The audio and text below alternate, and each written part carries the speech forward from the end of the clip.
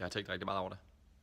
Jeg har mødt rigtig mange ledere her på det sidste, som nærmest ryster i bukserne og har rigtig mange forbehold for, hvordan skal man agere på de sociale medier. Er det okay at give sine medarbejdere frit spil?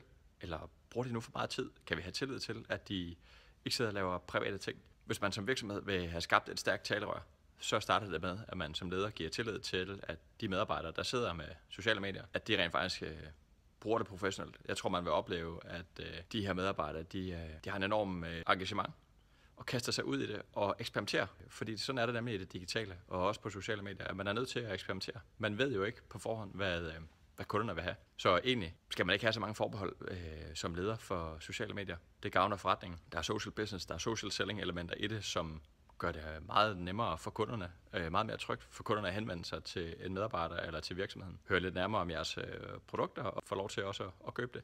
Derfor har vi besluttet at holde et morgenmøde på næste fredag den 12. Morgenmad kl. 8, og så går vi på fra 9 til 10, helt kort og kontant, hvor vi lægger op til debat. Måske får afmystificeret alle de her fordomme, der er for dig som leder i brugen af sociale medier, og hvordan det rent faktisk kan gavne din forretning. Og vi drager rigtig gerne til en debat, og hører meget gerne også jeres forbehold, og prøver at komme med argumentation og facts for, om det holder stik, eller om verden er lidt anderledes, end du går og tror.